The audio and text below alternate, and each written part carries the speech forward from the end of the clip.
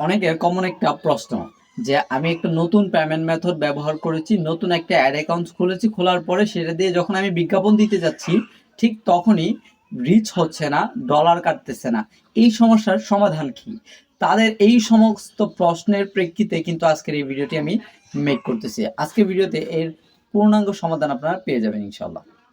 তো প্রথম কথা হচ্ছে, আপনি যখন নতুন একটা পেমেন্ট মেথড এবং নতুন একটা অ্যাড অ্যাকাউন্ট ক্রিয়েট করবেন, তখন এটা সাধারণত রিস্ক কম থাকে। আপনার যদিও কার্ডের মধ্যে ডলার আছে, আপনি ভার্চুয়াল কার্ড বলেন আর এমনি কার্ড বলেন, দুইটার ক্ষেত্রেই ঠিক সেম।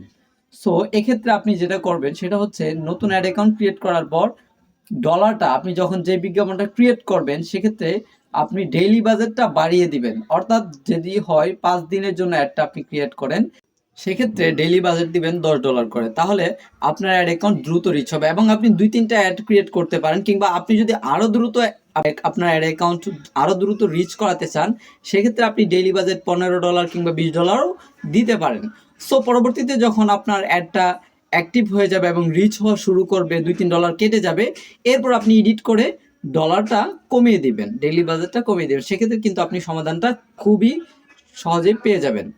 সো আজকের ভিডিওটি ছিল মূলত এতটুকুই। ভিডিওটি ভালো লাগলে এবং হেল্পফুল হয়ে থাকলে আপনাদের বন্ধুদের সাথে শেয়ার করতে পারেন। আজকের মতো এখানে বিদায় নিচ্ছি। দেখা হচ্ছে নতুন কোনো ভিডিওতে। আসসালামু